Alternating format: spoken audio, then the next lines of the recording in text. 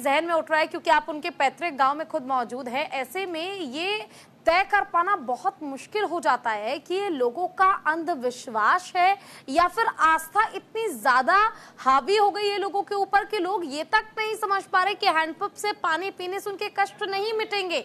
ये सब कुछ आपके कर्मों पर, आपके काम पर निर्धारित करता है, इसी के ऊपर ये आधारित होता है। लेकिन अब सबसे बड़ा सवाल एक मेरे जहन में ये उठता है कि कभी बाबा जो है वो एक सरकारी अधिकारी हुआ करते थे, अधिकारी के तौर पर उन्होंने काम किया। 18 साल बाद फिर उन्होंने पाठ करना शुरू किया। आखिर कैसे सिलसिलावार तरीके से इसकी शुरुआत हुई कि लोगों का बाबा पर भरोसा इतना ज्यादा मजबूत हो गया कि शायद इसका जवाब ढूंढ पाना बहुत मुश्किल है।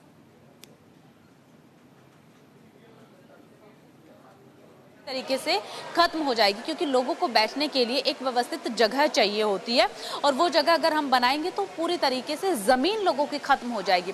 इसलिए उसके बाद आपको रोकना चाहूंगी क्योंकि मैं आपसे ये जानना चाह रही हूं कि आखिर कैसे सिलसिलेवार तरीके से इसकी शुरुआत हुई कि एक सरकारी अधिकारी अचानक से बाबा बन जाता है और बाबा बनने के बाद अचानक से ऐसा होता है कि लोग उन पर काफी ज्यादा भरोसा जताने लगते हैं, भरोसा करने लगते हैं। लगता है कि एक बार बस उसे अगर छू लिया तो शायद सारे कष्ट दूर हो जाएंगे।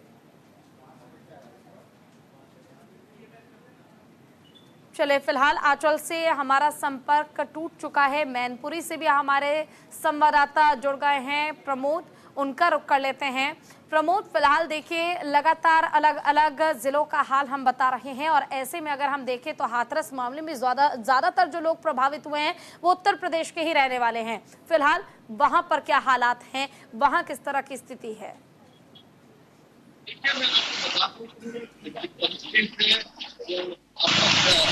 मामला हुआ है उससे सभी स्तब्ध हैं, परेशान हैं।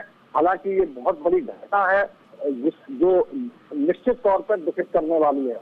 यहाँ मैनपुरी की बात करें तो यहाँ का जो प्रशासन है वो भी चौक चौबंद है और जो आला अधिकारी हैं वो भी यहाँ से उनको जहाँ भी ड्यूटी दी गई है वहाँ पर पहुँच गए हैं।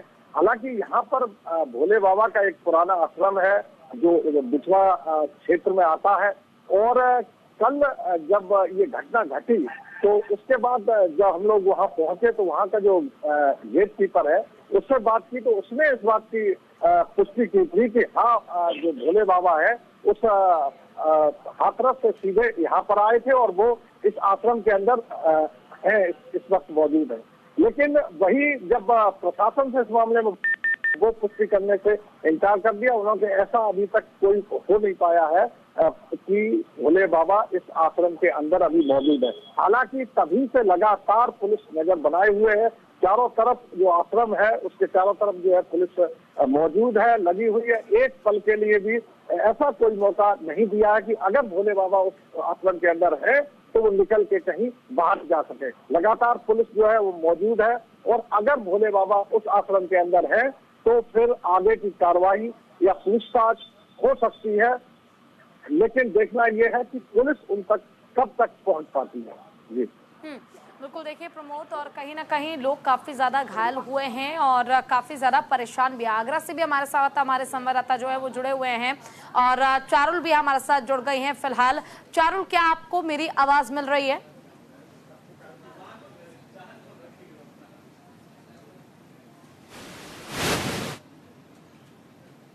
चारुल, क्या आपको मेरी आवाज आ रही है?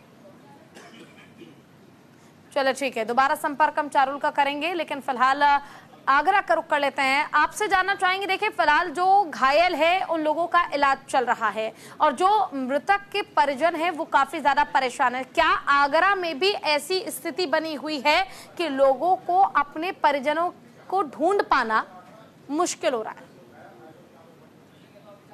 विकास,